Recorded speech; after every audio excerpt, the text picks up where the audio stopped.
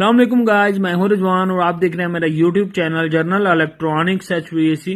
Guys ये Korean company का DC inverter का रिमोट आपको नजर आ रहा है जो कि कूल मोड पे है। और इसको हीटिंग मोड पे हम किस तरह करेंगे वो डिटेल आप लोग के साथ शेयर करेंगे। और कुछ लोग हीटिंग मोड पे ऑन करके 1-2 मिनट में ही देख लेते हैं कि उनका यूनिट काम नहीं कर रहा और कंप्लेन कर देते हैं। वो भी तफसील आप लोग को बताएंगे कि किस तरह आप अपने यूनिट को हीट मोड पे प्रॉपर कर सकते हैं और प्रॉपर हीटिंग ले सकते हैं।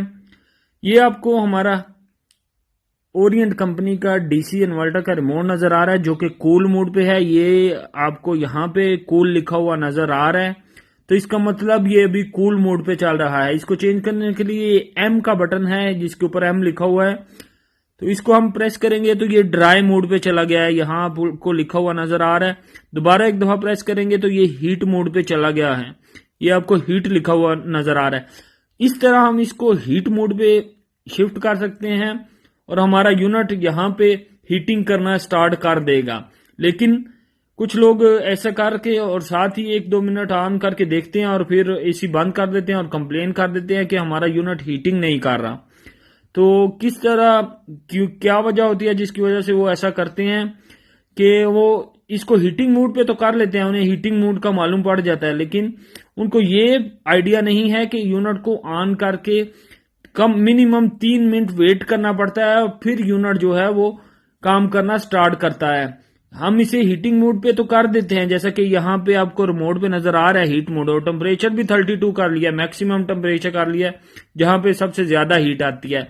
लेकिन हमारा यूनिट यहाँ पे ऐसा करने से बिल्कुल रिएक्ट नहीं करेगा, यानी इसका इंडोर का ब्लोअर जो है, फैन जो है वो भी काम नहीं करेगा, बिल्कुल साकन हो जाएगा मिनिमम 3 मिनट।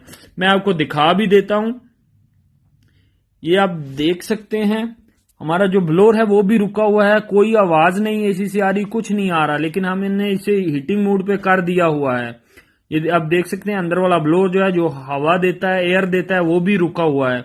तो कुछ लोग समझते हैं ये काम नहीं करेगा, खराब हो गया है, तो इसे 1-2 मिनट देखते हैं और बंद कर देते हैं।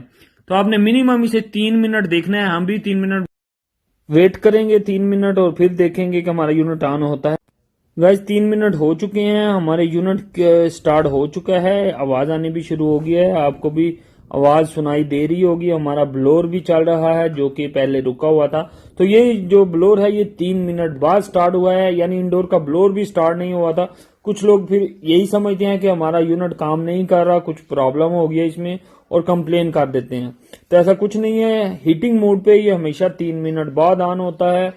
कूलिंग मोड पे इंडोर का ब्लोअर उसी टाइम, जैसे ही आप रिमोट से ऑन करते हैं उसी टाइम ऑन हो जाता है, लेकिन हीटिंग मोड पे ये 3 मिनट बाद ऑन होता है। तो गाइस वीडियो अच्छी लगे तो लाइक जरूर करें और दूसरों के साथ शेयर भी करें। Thank you.